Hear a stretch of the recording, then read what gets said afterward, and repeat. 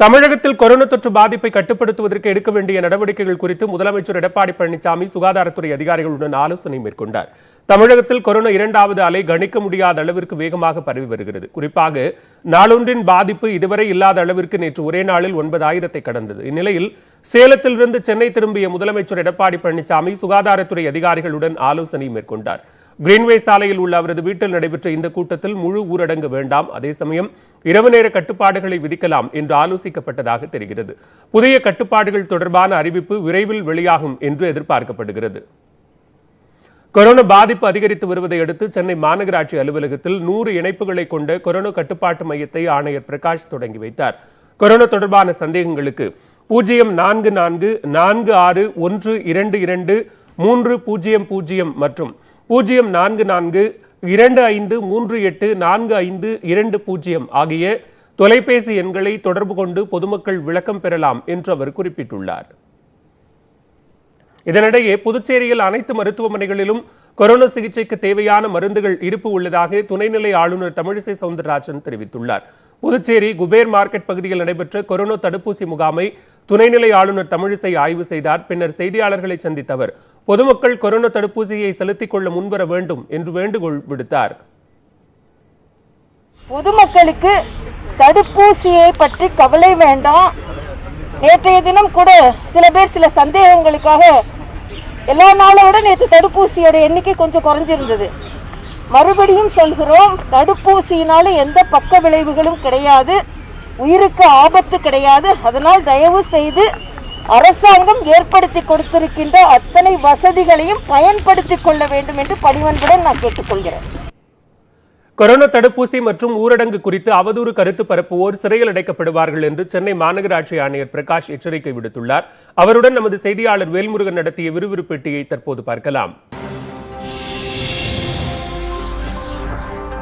சென்னையில் தற்போது தடுப்பூசி என்பது செலுத்தப்பட்டு வந்தாலும் கூட எந்த அளவுக்கு அதனுடைய தாக்கம் இருக்கிறது அப்படிங்கிறது குறித்து சென்னை மாநகராட்சி ஆணையர் பிரகாஷ் சாரிடம் கேட்கலாம். சார் வணக்கம். சார் வேக்சின் இப்போ ரொம்ப ஆர்வமாக மக்கள் செலுத்திக்கிட்டு இருக்காங்க. எந்த அளவுக்கு சென்னையில் தடுப்பூசி தட்டுப்பாடுகள் இருக்கா, அது எப்படி சார் பார்க்கலாம்? அதாவது இதுவரையில் சென்னை பொறுத்த வரைக்கும் நம்ம எலிஜிபிள் ஏஜ் குரூப்புக்கு தான் இப்போ போட்டுட்ருக்கோம். ஆல் ஓவர் தி கண்ட்ரி 45 வயசுக்கும் மேலே இருக்கிறவங்களுக்கு தான் இப்போ தடுப்பூசி போட சொல்லியிருக்கிறாங்க. Plus Frontline workers. ஃப்ரண்ட்லைன் ஒர்க்கர்லாம் நம்ம முதல்லையே முடிச்சிட்டோங்க, ஏகதேசம் எல்லாமே முடிச்சிட்டோம்.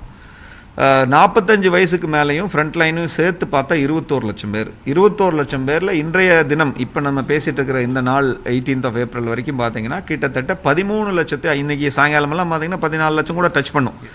சற்றேறக்குரிய 14 லட்சம் நம்ம டச் பண்ணியிருக்கிறோம். 14 லட்சங்கிறது 14/21 66% நம்ம கவர் பண்ணியிருக்கிறோம். இதுவே ஒரு பெரிய சக்ஸஸ். ஏன்னா முதல்ல நம்ம வேக்சின் ஆரம்பிக்கல பொங்கல் தினத்தன்று 500 பேரும் கூட வரல. அதுக்கே ரொம்ப கஷ்டப்பட்டு, ஏன்னா எங்களுக்கும் அதை பற்றி தெரியாது, ஃபுல்லாக மக்களுக்கும் புரிய வைக்கணும். ஏன்னா இது ஒரு ஹெசிடன்சி இருக்கும், புதுசாக வந்துக்கூடிய ஒரு மருந்துன்ட்டு. ஸோ இப்போ அந்த தயக்கமெல்லாம் கிட்டத்தட்ட முழுவதுமாக அது வெளியே போயிருச்சு. இப்போ அதர்வைஸ் இந்த நம்பர்ஸ் நம்ம அச்சீவ் பண்ண முடியாது. ரெண்டாவது ஷார்ட்டேஜை பொறுத்த வரைக்கும் இன்றைக்கும் சென்னை பொறுத்த வரைக்கும் நம்மக்கிட்ட 6 லட்சம் 6 to 7 நாளுக்கு உண்டான 7-8 நாளுக்கு உண்டான டோஸ் நம்மகிட்ட இருக்குது. இன்றைக்கும் புதுசாக ஒரு 4-5 லட்சம் டிபிஹெச்சுக்கு வந்திருக்குது சென்ட்ரல் கவர்மெண்ட்லேருந்து. அங்கேயும் பிரித்து கொடுத்துட்டு இது வந்துகிட்டே இருக்கும், கண்டினியூஸ் சைக்கிள் மாதிரி வந்துகிட்டே இருக்கும். ஸோ தட்டுப்பாடுங்கிறத பொறுத்த வரைக்கும் இதுவரையில் சென்னை மாநகராட்சியில் அந்த இஷ்யூ நாங்கள் ஃபேஸ் பண்ணதில்லை. ஏன்னா இதே ஸ்பீடில் போயிட்டு இருந்ததுன்னா இந்த 45+ அண்ட் ஃப்ரண்ட்லைன் எலிஜிபிலிட்டி குரூப் இந்த மாதம் இறுதிக்குள்ளேயே கிட்டத்தட்ட முடிச்சிருவோம்.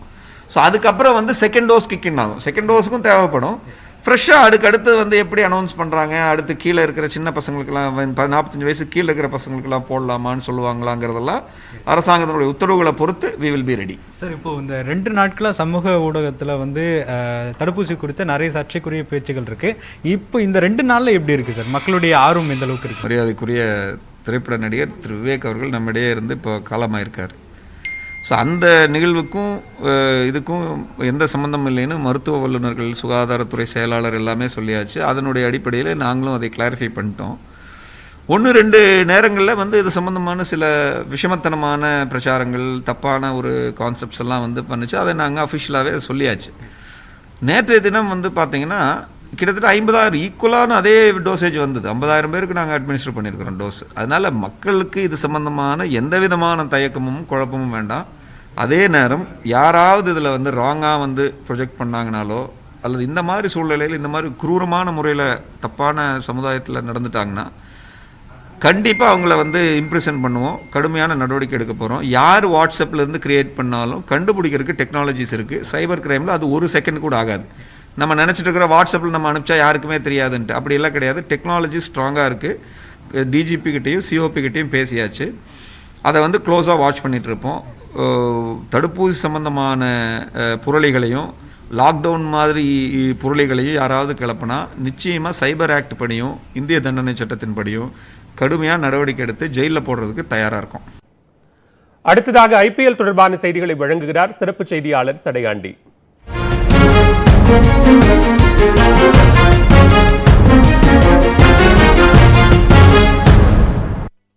சண்டே இன்னைக்கு 2 மேட்ச் இன்னைக்கு இருக்கு. சண்டேனா 2 அப்படின்றத மீண்டும் ப்ரூவ் பண்ணும் விதமா ஐபிஎல் போட்டிகளை இனி வரக்கூடிய அடுத்தடுத்த சண்டேகளில் 2 மேட்ச்கள் நடக்க இருக்குது.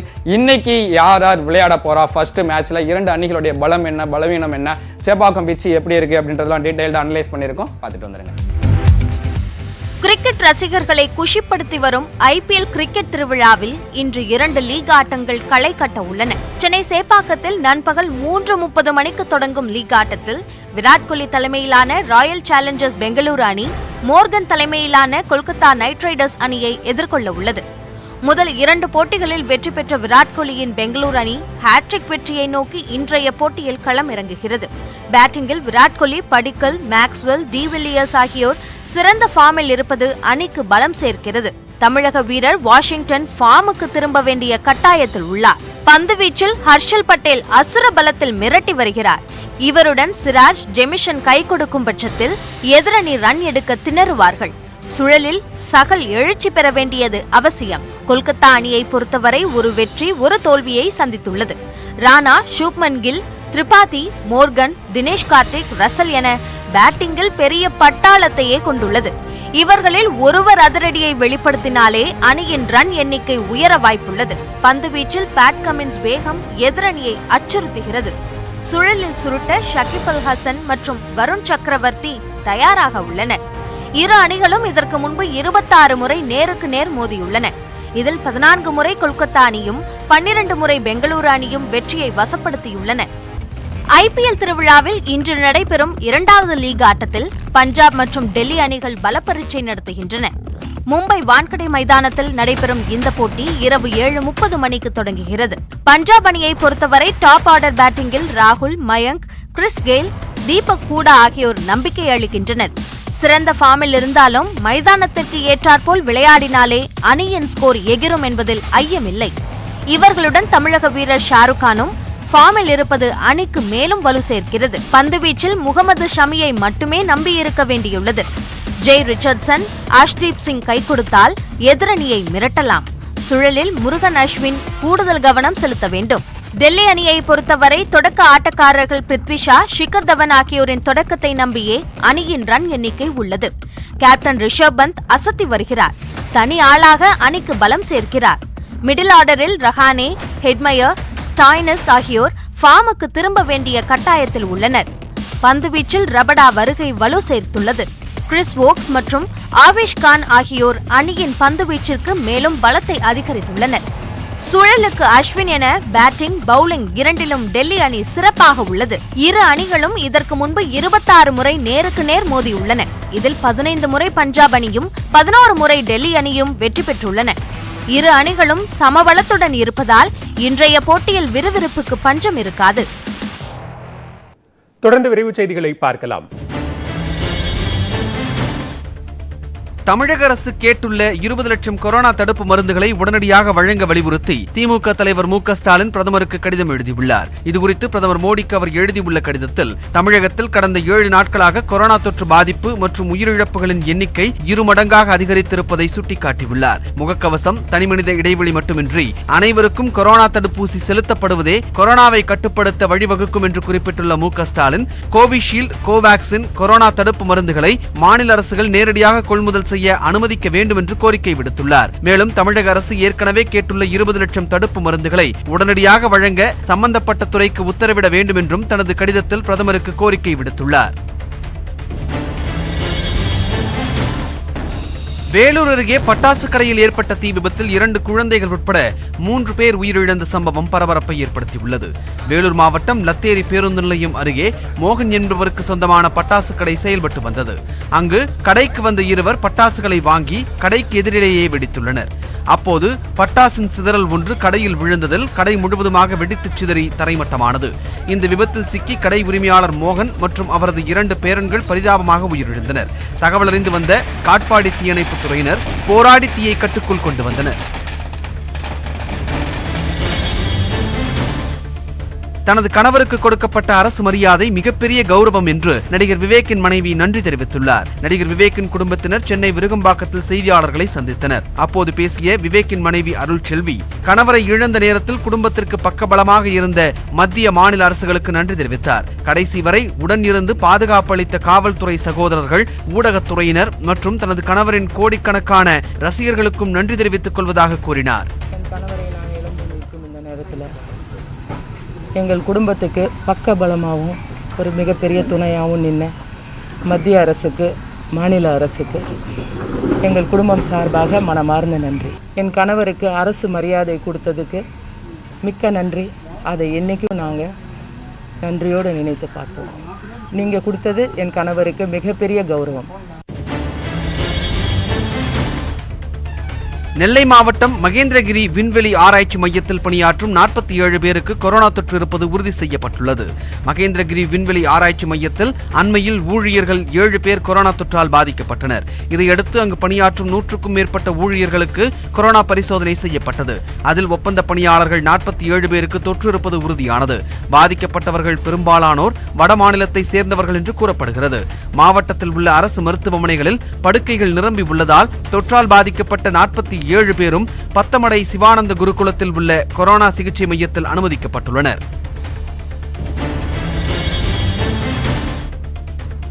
தருமபுரியில் கொரோனாவால் பாதிக்கப்பட்டோர் இயல்பான மனநிலையில் இருக்கும் நோக்கில் யோகா மற்றும் இயற்கை வாழ்வியல் முறை சிகிச்சை அளிக்கப்படுகிறது. தருமபுரி அரசு மருத்துவக் கல்லூரி மருத்துவமனை, பெண்ணாகரம் அருகே தனியார் பொறியியல் கல்லூரியிலும் கொரோனா சிறப்பு சிகிச்சை மையம் மற்றும் தனிமைப்படுத்துதல் மையம் உள்ளன. அங்கு கொரோனா தடுப்புக்கான சிறப்பு யோகா, நுரையீரலை பலப்படுத்தும் எளிய மூச்சு பயிற்சிகளுடன் இயற்கை மருத்துவத்துறையின் சூடான மூலிகை பானம், நோய் எதிர்ப்பு சக்தியை மேம்படுத்த உதவும் உணவுகள் வழங்கப்படுகின்றன. இதன் மூலம் கொரோனா அச்சம், நோயாளிகள் என்ற மன அழுத்தமின்றி சிகிச்சை பெறுவதாக தொற்று பாதிக்கப்பட்டவர்கள் தெரிவித்துள்ளனர். தூத்துக்குடி மாவட்டம் ஓட்டப்பிடாரத்தில் தக்காளி கிலோ ₹1 விற்கப்படுவதால் விவசாயிகள் கவலையடைந்துள்ளனர். ஓட்டப்பிடாரம் சுற்றுப்பகுதியில் ஆயிரக்கணக்கான ஏக்கர் பரப்பளவில் தக்காளி சாகுபடி செய்யப்படுகிறது. கடந்த ஆண்டை விட இந்த ஆண்டு நல்ல விளைச்சல் உள்ள போதிலும் கிலோ தக்காளி ₹1 முதல் ₹2 வரை மட்டுமே விற்பனை செய்யப்படுகிறது. ஆனால் தக்காளிகளை பறிக்க கூலி ஆட்களுக்கு ₹300 வரை செலவாவதால் தக்காளியை பறிக்காமல் செடியிலேயே விட்டுவிடுவதாக விவசாயிகள் தெரிவித்துள்ளனர். ஏப்ரல் 18ஆம் தேதி முதல் மே 18ஆம் தேதி வரையிலான 1 மாத காலத்தை தமிழின படுகொலை நினைவு மாதமாக அனுசரிக்கப் போவதாக நாம் தமிழர் கட்சியின் தலைமை ஒருங்கிணைப்பாளர் சீமான் அறிவித்துள்ளார். சென்னை வளசரவாக்கத்தில் நடைபெற்ற இதன் தொடக்க நாள் விழாவில் பங்கேற்ற சீமான், எமது இனத்துக்கு இழைக்கப்பட்ட அநீதிக்கு நீதி கேட்டு போராடி வருவதாக குறிப்பிட்டார். தமிழர்களின் ஒற்றுமையையும் உறுதிப்பாட்டையும் உலகத்திற்கு எடுத்துக்காட்டும் வகையில் இந்த நினைவு கூறலை ஒரு வாய்ப்பாக பயன்படுத்தவிருப்பதாகவும் அவர் பேசினார். இதிலிருந்து மே 18 வரை, ஏன்னால் மே 18 தான் போர் முற்று பெற்றது என்று இலங்கை அரசு அறிவித்தது. இந்த 1 மாத காலத்தை இனப்படுகொலை மாதமாக நாங்கள் உலகெங்கும் வாழ்கிற தமிழ் உறவுகள் நாங்கள் இதை அனுசரிக்க இருக்கிறோம், நினைவு கூற இருக்கிறோம்.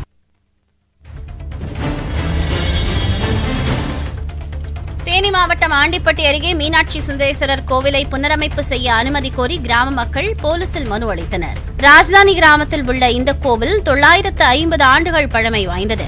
52 கிராம மக்கள் சார்பில் ஆண்டுதோறும் சித்திரை திருவிழா, மகா சிவராத்திரி உள்ளிட்ட பல்வேறு வழிபாடுகள் நடத்தப்பட்டு வருகின்றன.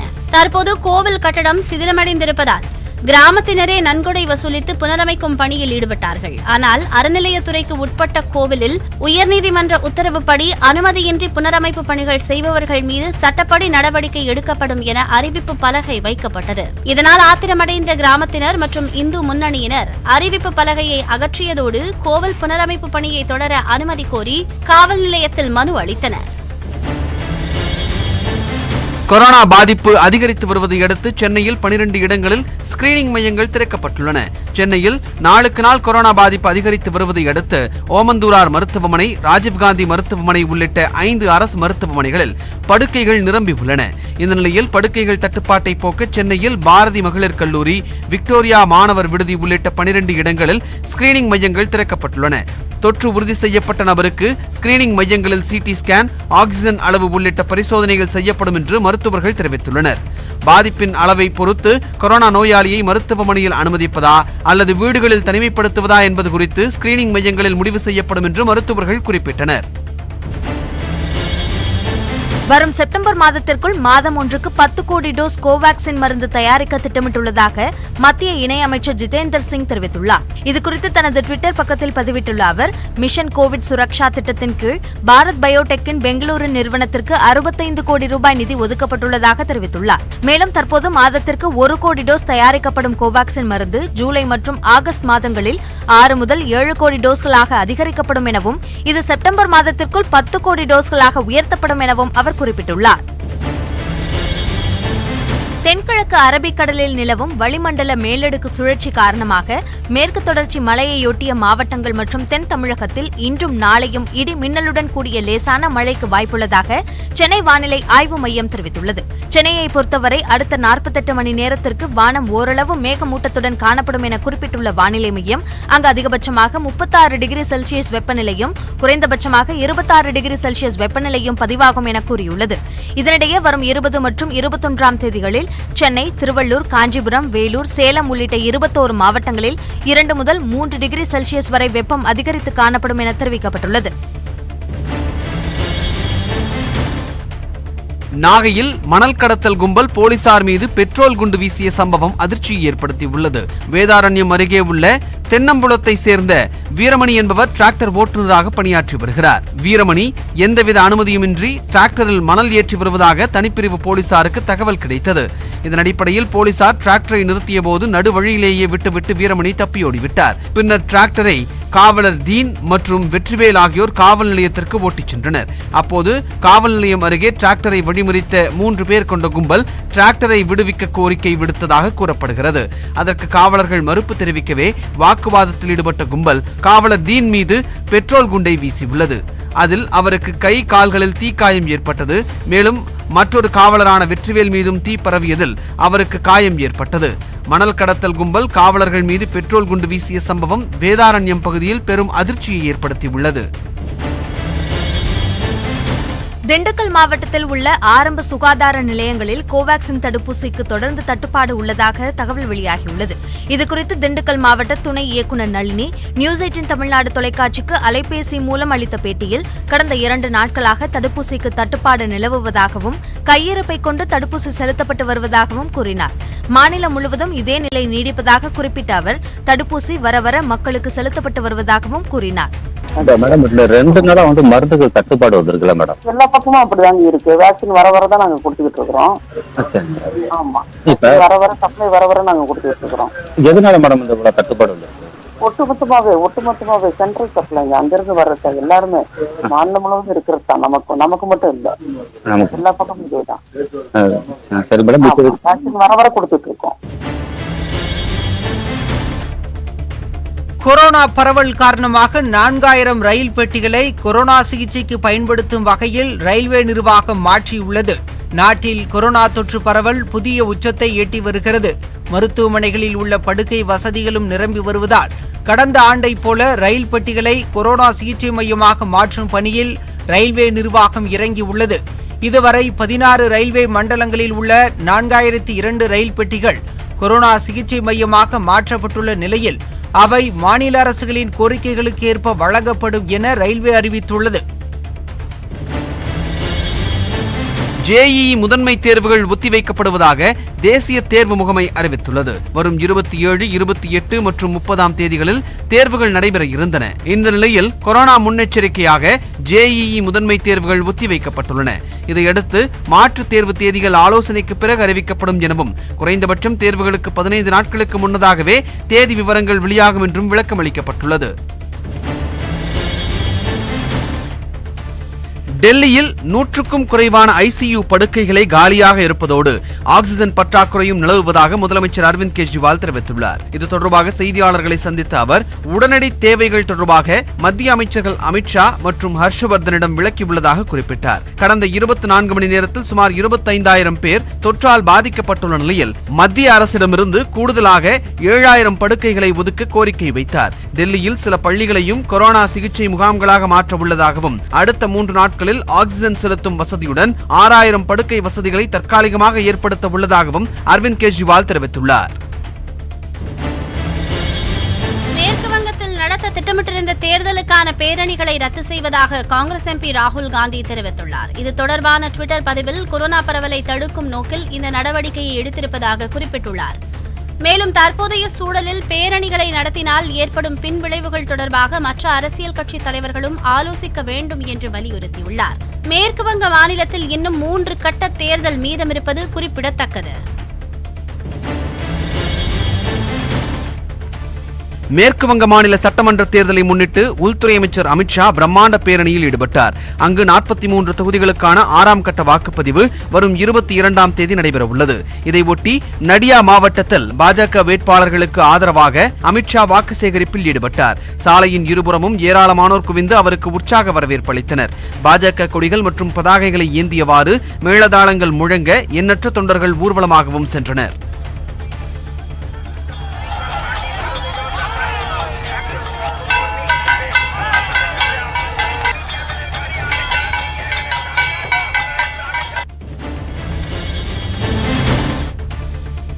துபாயில் நடைபெற்ற மாற்றுத்திறனாளிகளுக்கான DPL T20 போட்டியில் சாம்பியன் பட்டம் வென்று திரும்பிய சென்னை அணிக்கு உற்சாக வரவேற்பு அளிக்கப்பட்டது. இத்தொடர் துபாயில் கடந்த 13ஆம் தேதி தொடங்கி நடைபெற்றது. இதன் இறுதிப் போட்டியில் கொல்கத்தா அணியை 24 ரன்கள் வித்தியாசத்தில் வீழ்த்தி சென்னை சூப்பர் ஸ்டார்ஸ் அணி மகுடம் சூடியது. இந்த நிலையில் சொந்த ஊர் திரும்பிய சென்னை அணிக்கு விமான நிலையத்தில் உற்சாக வரவேற்பு அளிக்கப்பட்டது. அப்போது பேசிய captain Sachin Siva, Dubai T20 போட்டிக்கு செல்ல உதவிய மாவட்ட ஆட்சியர்கள், மக்கள் நீதி மய்யம் கட்சியின் தலைவர் கமல்ஹாசன், நடிகர் சிவகார்த்திகேயன் உள்ளிட்ட அனைவருக்கும் நன்றியை தெரிவித்துக் கொள்வதாக கூறினார். திருப்பூரில் ஊதியம் தராமல் அதிக நேரம் வேலை வாங்குவதாக பின்னலாடை நிறுவனம் மீது புகார் எழுந்தது. இதனையடுத்து அங்கு பணியாற்றி வந்த ஒடிசாவை சேர்ந்த 19 இளம் பெண்கள் மீட்கப்பட்டிருக்கிறார்கள். இது தொடர்பான கூடுதல் விவரங்களோடு இணைகிறார் எமது செய்தியாளர் பாலாஜி. பாலாஜி, அந்த குறிப்பிட்ட பின்னலாடை நிறுவனத்தின் மீது எழுந்திருக்கக்கூடிய மற்ற புகார்கள் என்ன? இப்போ ஒடிசாவை சேர்ந்த 19 இளம் பெண்கள் அங்கிருந்து மீட்கப்பட்டிருக்கிறார்கள். இவர்கள் ஏதேனும் ஒப்பந்த அடிப்படையில் அங்கு அடிமைகள் போல நடத்தப்பட்டார்களா? என்ன விவரம் பதிவு செய்யலாம்? மகாபாலரன், அதாவது திருப்பூர் தண்ணீர் பந்தல் அவினாசி பகுதியில் அமைந்திருக்கக்கூடிய தனியார் பின்னலாடை நிறுவனமானது தொடர்ந்து பல்வேறு வெளி மாநிலங்களைச் சேர்ந்த தொழிலாளர்களை அங்கு பணியில் அமர்த்தியுள்ளது. இந்நிலையில் கடந்த ஆண்டு டிசம்பர் மாதம் 19 பெண்கள், அதாவது 12ஆம் வகுப்பு முடித்த பெண்கள் மற்றும் கல்லூரி முடித்த பெண்கள் இங்கு பணிக்கு வந்துள்ளனர். இவர்களுக்கு 3 மாதம் பயிற்சி காலம் எனவும் பயிற்சி காலத்திற்கு 5,000 ஊதியம் எனவும் 10,000 12,000 ஊதியம் வழங்கப்படும் என்ற அடிப்படையில் இவர்களை பணிக்கு சேர்த்துள்ளனர். 19 பெண்களுக்கும் தொடர்ந்து சரியான ஊதியம் தரவில்லை என்ற புகாரானது எழுந்துள்ளது. இதனால் விரக்தி அடைந்த அந்த பெண்கள் தங்களது உறவினரிடம். நன்றி பாலாஜி, விரிவான விவரங்களுக்கு.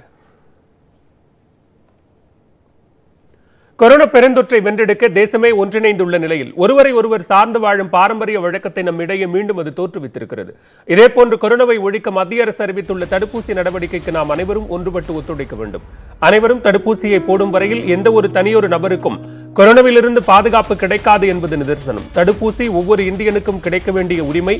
அதை உறுதி செய்வதற்காக நியூஸ் 18 முன்னெடுப்பே சஞ்சீவனி விழிப்புணர்வு இயக்கம்.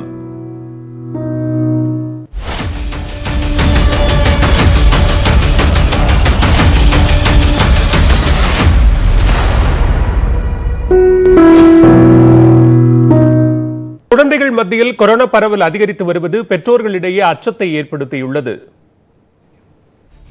கொரோனா 2வது அலை வேகம் எடுத்துள்ள நிலையில் தமிழகத்தில் தொற்று பரவல் நாள்தோறும் புதிய உச்சத்தை எட்டி வருகிறது. பெரியவர்களை தொடர்ந்து குழந்தைகள் மத்தியிலும் தொற்று பரவல் அதிகரித்திருக்கிறது. கடந்த ஆண்டு பள்ளிகள் மூடப்பட்டிருந்ததால் குழந்தைகள் மத்தியில் தொற்று பரவல் குறைவாகவே இருந்தது. ஆனால் தற்போது அந்த எண்ணிக்கை அதிகரித்திருக்கிறது. குறிப்பாக கடந்த 10 நாட்களில் மட்டும் பச்சிளம் குழந்தைகள் முதல் 12 வயதிற்குட்பட்ட 2000 குழந்தைகளுக்கு தொற்று உறுதியாகியுள்ளது. அதிகபட்சமாக நேற்று ஒரே நாளில் 319 குழந்தைகள் பாதிக்கப்பட்டுள்ளனர். இது பெற்றோர் மத்தியில் அச்சத்தை ஏற்படுத்தியுள்ள நிலையில் குடும்ப உறுப்பினர்களிடம் இருந்தே குழந்தைகளுக்கு தொற்று அதிக அளவில் பரவுவதாக கூறப்படுகிறது. எனவே பெரியவர்கள் கொரோனா முன்னெச்சரிக்கைகளை முறையாக பின்பற்ற வலியுறுத்தப்படுகின்றனர். குழந்தைகள் வெளியே செல்வதை பெரும்பாலும் தவிர்க்க வேண்டும் என்றும், அப்படியும் சென்றால் 2 வயதிற்கு மேற்பட்ட குழந்தைகள் கட்டாயம் மாஸ்க் அணியவும் அறிவுறுத்தப்படுகின்றனர்.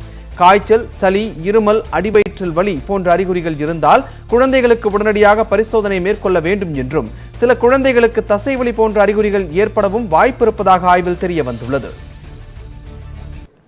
சேலம் சூரமங்கலத்தில் மாநகராட்சி உத்தரவை அறியாமல் மீன் கடைகளை வியாபாரிகள் திறந்த நிலையில் அதிகாரிகள் உடனடியாக கடைகளை மூடச் சொன்னதால் வாக்குவாதம் ஏற்பட்டது.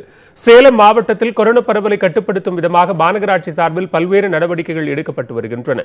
இதன் ஒரு பகுதியாக சேலம் மாநகராட்சி கட்டுப்பாட்டில் இருக்கக்கூடிய இரு இறைச்சி மற்றும் மீன் சந்தைகளுக்கு ஞாயிற்றுக்கிழமை தோறும் விடுமுறை அறிவிக்கப்பட்டது. சேலம் பழைய பேருந்து நிலையம் அருகே இருக்கக்கூடிய வஉசி மீன் மற்றும் இறைச்சி மார்க்கெட்டும், சேலம் சூரமங்கலத்தில் உள்ள மாநகராட்சி மீன் விற்பனை அங்காடி ஆகிய 2 சந்தைகளும் ஞாயிற்றுக்கிழமை விடுமுறை என்றும் மறு அறிவிப்பு வரும் வரை கடைகளை திறக்கக்கூடாது என்றும் அதிகாரிகள் அறிவித்திருந்தனர். இதனை அறியாத சூரமங்கலம் மீன் விற்பனை அங்காடி வியாபாரிகள் கடைகளை திறந்துள்ளனர். தகவல் அறிந்து வந்த அதிகாரிகள் கடைகளை அடைக்க உத்தரவிட்ட போது வியாபாரிகள் வாக்குவாதத்தில் ஈடுபட்டனர். மீன் வாங்க வந்த வாடிக்கையாளர்களும் ஏமாற்றத்துடன் திரும்பிச் சென்றனர். ஏராளமான மீன்கள் விற்பனைக்கு கொண்டு வரப்பட்டுள்ள நிலையில் அவை விற்பனையாகவில்லை என்றால் பெரும் இழப்பு ஏற்படும் என்று வியாபாரிகள் வேதனை தெரிவித்துள்ளனர். கடையை மூடுங்க அப்படின்னு சொன்னா அப்ப அந்த மீன்லாம் கொண்டு போய் எங்க நாங்க கொட்டுறது? எங்களுக்கு குழந்தை குட்டிகளே இல்லையா சொல்லுங்களா? ஒரு வருஷமா எங்களை கொரோனான்னு சொல்லி மூடி வச்சிருந்தாங்க. அது மாநகரத்தில் வாடகை கரெக்டாக வாங்கிட்டாங்க. அந்த ஒரு வருஷத்துக்கும் வாடகையும் கரெக்டாக வாங்கிட்டாங்க. நாங்கள் என்ன பண்ணுறது, வவுத்து பால் போய் கொடுத்தாங்கன்னு கொடுத்தும் விட்டோம். இந்த எடப்பாடி ஐயா இதை பார்த்து ஸ்டெப் எடுக்கணும். அதிகாரிங்க சொல்லலை. அதிகாரிங்க எங்ககிட்ட முன்னாடி ஒரு 2 நாளைக்கு முன்னாடி சொல்லினா நாங்கள் சரக்கு இறக்க மாட்டேன். இப்போ திடீர்னு மூட சொன்னா யாரும் ஒருத்தர் கூட சொல்லலைங்க. பெரிய லாஸ் சார். இதை ஒவ்வொரு கடைக்கும் 1.5 லட்சம் 1 லட்சம் இந்த மாதிரி சரக்கு 18 கடை இருக்குது சார். 18 கடையிலையுமே ஒவ்வொரு கடையிலையுமே 1.5 லட்சத்துக்கு மேலே தான் சரக்கு இருக்குது. இதனிடையே சென்னை சிந்தாதிரிப்பேட்டை மீன் மார்க்கெட்டில் மீன் வியாபாரம் விறுவிறுப்பாக நடைபெற்றது. பொதுமக்கள் முகக்கவசம் அணிந்து மீன்களை வாங்கிச் செல்கின்றனர்.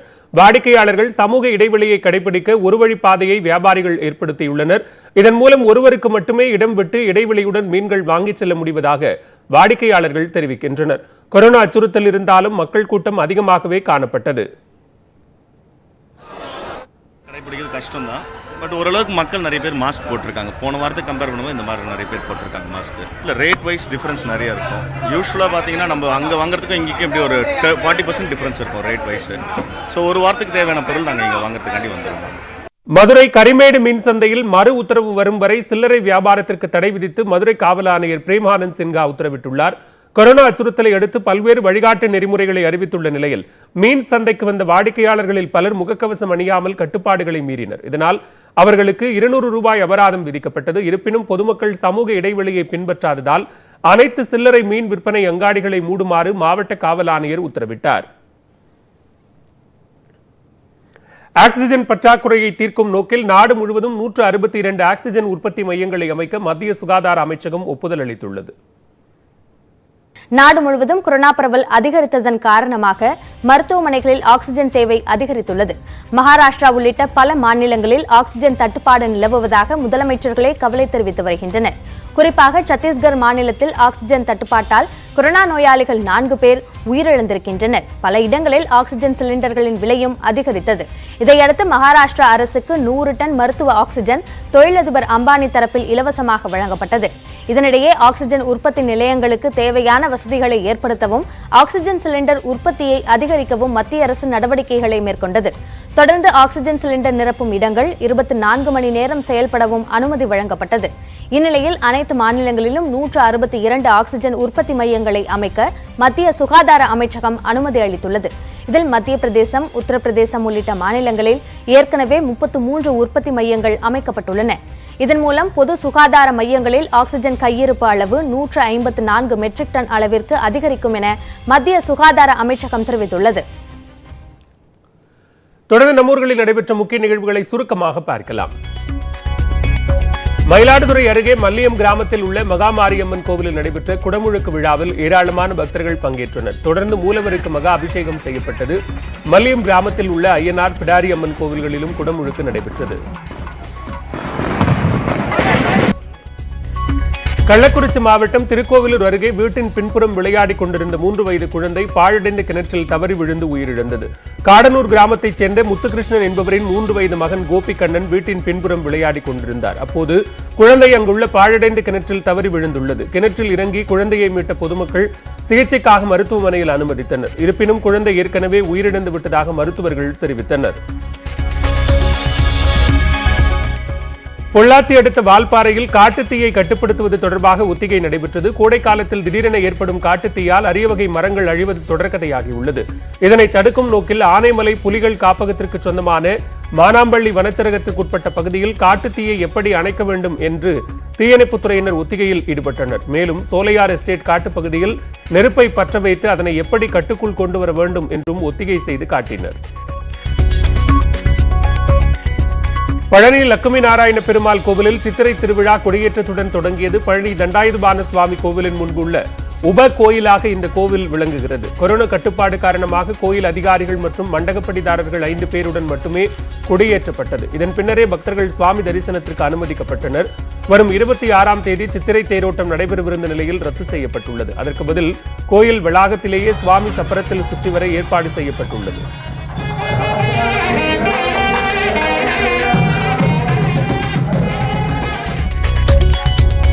தூத்துக்குடி மாவட்டத்தில் கொரோனா தடுப்பு விதிகளை மீறியதாக நேற்று ஒரே நாளில் 905 பேர் மீது வழக்கு பதிவு செய்யப்பட்டு 1,81,000 ரூபாய் அபராதம் வசூலிக்கப்பட்டுள்ளதாக மாவட்ட நிர்வாகம் தெரிவித்துள்ளது.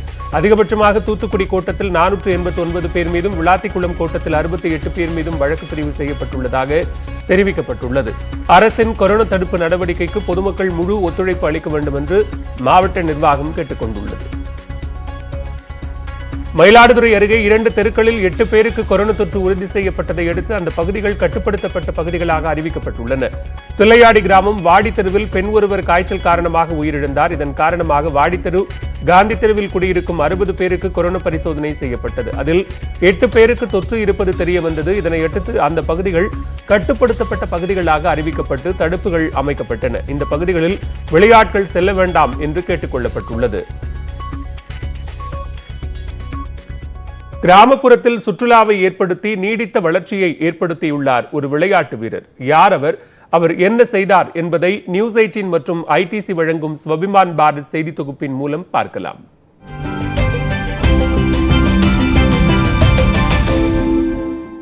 Former Indian captain Bhaichung Bhutia is now inspiring the youth to take up another thing other than football. He is also sensitizing them to be respectful towards the environment and make the best use of local assets. It's very important that we have to start doing sustainable tourism, and I come from a very small remote village, and I felt that it's a very, very beautiful village, and I felt people should experience my village. Besides being a youth icon, Bhutia has his roots at Tinkitam village in South Sikkim, so he knows a thing or two about rural life, and he is now busy developing a tourism village in his birthplace. We've started this concept of Guru Bas. It's a concept started by ACT, which is Action for Conservative Tourism. So this is the first pilot project we're doing it in Tinkitam, and Guru Bas is about getting the community involved. People coming from different cities to villages just don't come as a tourist, but they also experience the lifestyle and also learn from the gurus in the village. Bhaichung Bhutia is now scoring sustainability goals the Swabhiman way.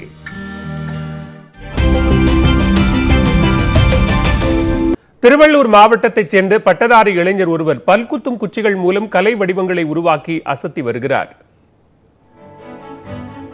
Pazhaverkadu Naduvur மாதா குப்பத்தை சேர்ந்த ஆரோக்கியம் கிரேஸ்மேரி தம்பதியின் மகன் பினு சாஜன் இளநிலை வேதியியல் பட்டதாரியான இவருக்கு ஸ்டிக்காட் எனப்படும் சிறு சிறு மரக்குச்சிகளை கொண்டு வடிவங்களை படைக்கும் கலை மீது 5 ஆண்டுகளுக்கு முன்பு ஆர்வம் ஏற்பட்டுள்ளது. முதலில் உள்ளூர் தேவாலயத்தில் உள்ள மாதா சிலை இவர் வடிவமைக்க அதற்கு அக்கம் பக்கத்தினர் அளித்த வரவேற்பு அடுத்தடுத்து பல்வேறு படைப்புகளை உருவாக்க வைத்திருக்கிறது. இன்று பினு சாஜன் கைவண்ணத்தில் தாஜ்மஹல், வைசா கோபுரம், உலகில் முதலில் தயாரிக்கப்பட்ட இருசக்கர வாகனம், மிதிவண்டி, நீராவி ரயில் என்ஜின், டச்சு காலத்து கப்பல்கள் ஆகியவை உருவாக்கியுள்ளன. இந்த போட்டில இருந்து தொடங்கி உலகத்தில் இருக்க ரோம் நகரில் இருக்க வேட்டிகன் சிட்டி வரைக்கும் அந்த மாதிரி ஆர்கிடெக்சர்ஸ், 7 ஒண்டர்ஸு, ஓல்டு இன்வென்ஷன்ஸு, ஃபஸ்ட் இன்வென்ஷன்ஸ், இதெல்லாம் இந்த மாதிரி ஆர்ட்லாம் பண்ணிக்கிட்டு இருக்கேன். இதெல்லாம் எக்ஸிபிட் பண்ணணும்னு ஐடியாவில் இருக்கேன். ஒவ்வொரு படைப்புக்கும் 10,000 ரூபாய் முதல் 15,000 ரூபாய் வரை செலவு பிடிப்பதாகும். 2 மாதம் முதல் 3 மாதங்கள் வரை ஆவதாகும் கூறும் பினுவிற்கு அவரது தந்தை ஆரோக்கியம் பக்கபலமாக இருக்கிறார். இதேபோல மகனின் கலை ஆர்வத்திற்கு தடை போடாமல் தையல் தொழில் மூலம் குடும்பத்தை தாங்கி வருகிறார் தாய் கிரேஸ்மேரி. 5 வருஷமா இந்த வேலையை செஞ்சுட்டு இருக்கான். தொடர்ந்து அவன் செய்கிறதுக்கு இப்போ அதுக்குள்ள மெட்டீரியல்லாம் வாங்கி கொடுக்கணும், வீட்டை ரன் பண்ணணும். அதுக்காக நான் கஷ்டப்பட்டு தான் தீரணும். நான் இது தையல் தொழில் செய்து தான் அவனுக்கு அந்த மெட்டீரியல் வாங்கி தரது, வீட்டை ரன் பண்ணுறது எல்லாமே நான் தான் பண்ணிட்டு இருக்கேன். சிறு சிறு மரக்குச்சிகளை கொண்டு உருவங்களை படைக்கும் கலையை உலகத்தில் பலர் செய்தாலும் 3 மில்லிமீட்டர் அளவிலான குச்சிகளை கொண்டு உருவாக்கும் ஸ்டிக்காட்டை தான் மட்டும் செய்து வருவதாக பெருமையுடன் கூறுகிறார் பினு சாஜன். நியூஸ் 18 தமிழ்நாடு செய்திகளுக்காக திருவள்ளூர் செய்தியாளர் பார்த்தசாரதி. தூத்துக்குடி மாவட்டம் கோவில்பட்டி அருகே மயான வசதி இல்லாததால் பொதுவெளியில் சடலங்களை எரிக்கும் அவலம் நிலவுகிறது. கோவில்பட்டியை அடுத்த கயத்தாறு அருகே உள்ளது இந்திரா நகர். இங்கு அருந்ததியர் சமூகத்தைச் சேர்ந்த 200க்கும் மேற்பட்ட குடும்பங்கள் வசித்து வருகின்றன. ஆரம்ப காலத்தில் இப்பகுதியில் உள்ள குளக்கரையில் பொதுமக்கள் சடலங்களை எரித்து வந்தனர். ஆனால் அதற்கு மறுப்பு தெரிவித்த அதிகாரிகள் 2 கிலோமீட்டர் தொலைவில் இடம் ஒதுக்கி அங்கு சடலங்களை எரிக்க அனுமதி வழங்கினர். எனினும் மயான கட்டடம் இதுவரை கட்டப்படாததால் பொதுவெளியில் சடலங்களை எரிக்கும் நிலைக்கு கிராம மக்கள் தள்ளப்பட்டுள்ளனர். குறிப்பாக மழை காலங்களில் டிஜிட்டல் பேனரை மேற்கூரையாக பயன்படுத்தி சடலங்களை எரிக்கும் அவலம் நிலவுகிறது.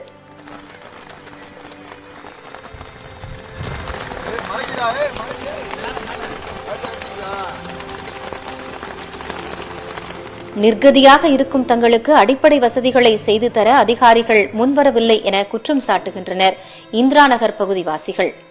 அடிப்படை வசதிகளாக சொல்லக்கூடிய சுடுகாடு, வாறுகால், குடிநீர், கழிப்பிடம், இதுதான் மனுஷனுக்கு முக்கியமானது. இந்த அடிப்படை வசதிகளை கேட்டு மனு கொடுத்து மக்களை நாங்கள் எல்லாம் ரொம்ப கஷ்டத்துக்கு ஆளாயிட்டோம். எந்த அதிகாரிகள் இந்த பகுதியில் திரும்பி கூட பார்க்கல. இந்த ஒரு குடியிருப்பு பகுதிக்குள்ளே குடியிருக்கிறோமா இல்லை ஒரு தீவில் குடியிருக்கிறோமாங்கிற ஒரு சந்தேகம் எங்களுக்கே வருது. போதிய வடிகால் வசதி இல்லாததால் கழிவுநீர் தேங்குவதாகவும் இதனால் நோய் தொற்று பரவும் அபாயம் ஏற்பட்டுள்ளதாகவும் பொதுமக்கள் குற்றம் சாட்டுகின்றனர். பெண்களுக்காக கட்டப்பட்ட சுகாதார வளாகம் இடியும் நிலையில் இருப்பதாகவும் தங்களுக்கு குடிநீர் ஆதாரமாக விளங்கும் கிணற்றையும் பராமரிக்கவில்லை என்கின்றனர் கிராம மக்கள். கிணறு வேற இருக்கு, அந்த கிணத்தை சுத்தம் பண்ணி கொடுங்க அப்படின்னு கேட்டோம், அதுக்கும் பதில் இல்லை. கால்வாய் 2 தெருவுக்கு, ராஜீவ் நகருக்கு இந்திரா நகருக்கு கால்வாய் இல்லை.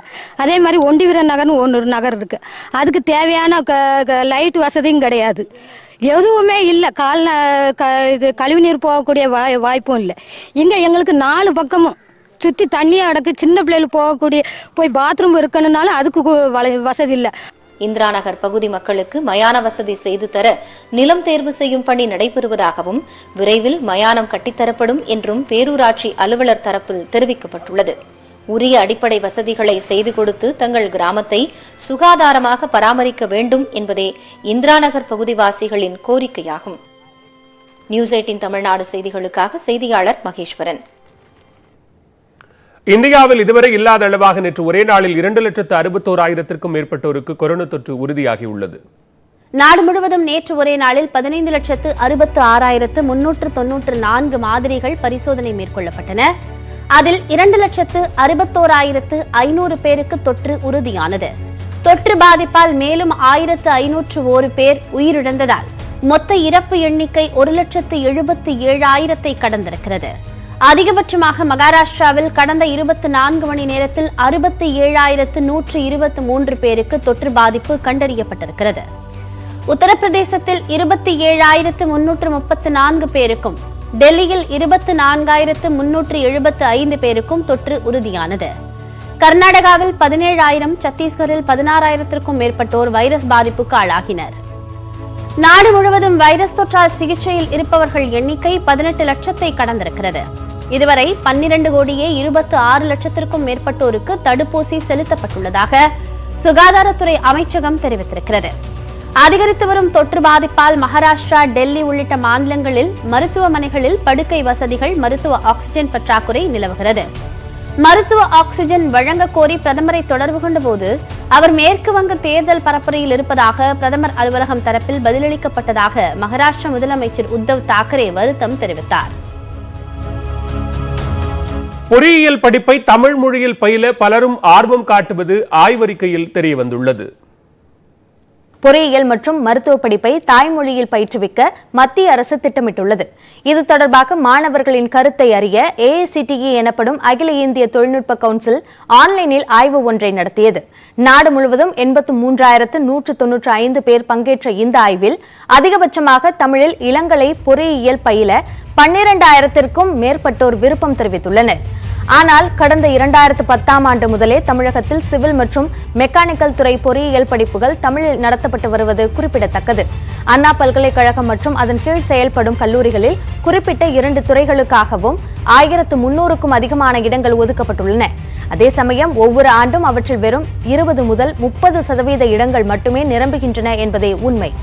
வேலைவாய்ப்பில் சிக்கல்களை எதிர்கொள்வதோடு உயர்கல்விக்கான கேட் போன்ற தேர்வுகள் ஆங்கிலத்தில் மட்டுமே நடைபெறுவதாலும் தமிழில் பொறியியல் பயில மாணவர்கள் தயக்கம் காட்டுவதாக கல்வி வல்லுநர்கள் தெரிவிக்கின்றனர்.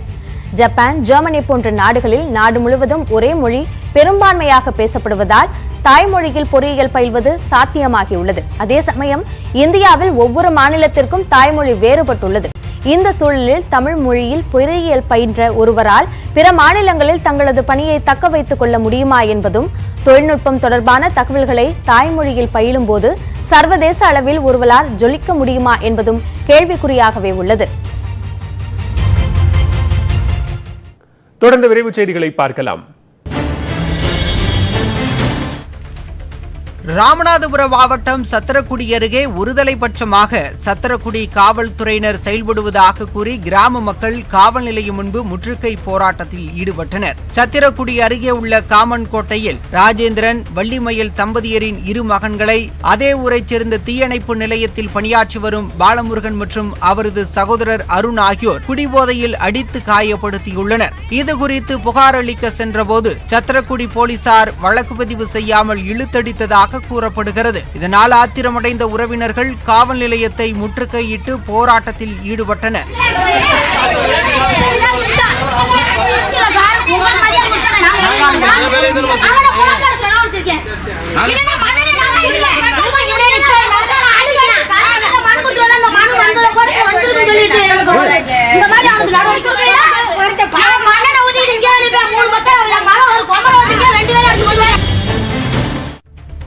ரயில் நிலையத்தில் முகக்கவசம் அணியாமல் இருப்பவர்களிடம் 500 ரூபாய் அபராதம் விதிக்கும் முறையை ரயில்வே நிர்வாகம் தொடங்கியது. கொரோனா பரவலை கட்டுப்படுத்த மத்திய சுகாதாரத்துறை அமைச்சகம் வெளியிட்ட பாதுகாப்பு நடைமுறைகளின் அடிப்படையில் இந்த நடவடிக்கை எடுக்கப்பட்டுள்ளது. இதைத் தொடர்ந்து மதுரை ரயில் நிலையத்தில் முகக்கவசம் அணியாதவர்களை கண்காணிக்கும் பணியில் அதிகாரிகள் ஈடுபட்டனர். இதற்கு வரவேற்பு தெரிவித்துள்ள ரயில் பயணிகள் அபராத தொகையை சற்று குறைக்க வேண்டும் என கோரிக்கை விடுத்தனர். முகக்கவசம் அவசியம் வேணும். ஏன்னா கொரோனா நிறையா பரவிட்டு இருக்கு இல்லையா, எல்லா இடத்துலையும் கொரோனா இவ்வளோ 500 ரூபாங்கிறது ஜாஸ்தி. கொஞ்சம் குறைச்சி பண்ணால் நல்லாயிருக்கும். தலைநகர் டெல்லியில் கொரோனா மருத்துவமனைகளில் கூடுதல் வசதிகளை ஏற்படுத்தி தர வலியுறுத்தி டெல்லி முதலமைச்சர் அரவிந்த் கெஜ்ரிவால் பிரதமர் மோடிக்கு கடிதம் ஒன்றை எழுதியுள்ளார். அதில் டெல்லியில் தற்போது மத்திய அரசு சார்பில் 1800 கொரோனா படுக்கை வசதிகள் மட்டுமே ஏற்படுத்தி தரப்பட்டுள்ளதாகவும் இதனுடன் மேலும் 7000 படுக்கை வசதி ஏற்படுத்தி தர வேண்டும் என்றும் கோரிக்கை விடுத்துள்ளார். மேலும் பாதுகாப்பு ஆராய்ச்சி மற்றும் மேம்பாட்டு அமைப்பான DRDO தரப்பில் வழங்கப்படும் தீவிர சிகிச்சை பிரிவு படுக்கை எண்ணிக்கைகளையும் அதிகரிக்க வேண்டுகோள் விடுக்கப்பட்டுள்ளது. அதன்படி தற்போதுள்ள 500 படுக்கை வசதியை 1000 உயர்த்த வேண்டும் என்றும் கெஜ்ரிவால் கோரிக்கை விடுத்துள்ளார். கொரோனா பெருந்தொற்றை வென்றெடுக்க தேசமே ஒன்றிணைந்திருக்கக்கூடிய நிலையில் ஒருவரை ஒருவர் சார்ந்து வாழும் பாரம்பரிய வழக்கத்தை நம்மிடையே மீண்டும் அது தோற்றுவித்திருக்கிறது. இதுபோன்று கொரோனாவை ஒழிக்க மத்திய அரசு அறிவித்துள்ள தடுப்பூசி நடவடிக்கைக்கு நாம் அனைவரும் ஒன்றுபட்டு ஒத்துழைக்க வேண்டும். அனைவரும் தடுப்பூசியை போடும் வரையில் எந்த தனி ஒரு நபருக்கும் கொரோனாவிலிருந்து பாதுகாப்பு கிடைக்காது என்பது நிதர்சனம். தடுப்பூசி ஒவ்வொரு இந்தியனுக்கும் கிடைக்க வேண்டிய உரிமை. அதை உறுதி செய்வதற்காக நியூஸ் 18 முன்னெடுப்பே சஞ்சீவனி விழிப்புணர்வு இயக்கம். மேலும் பல்வேறு அண்மை செய்திகளுக்கு தொடர்ந்து இணைந்திருங்கள். இது நியூஸ் 18 தமிழ்நாடு.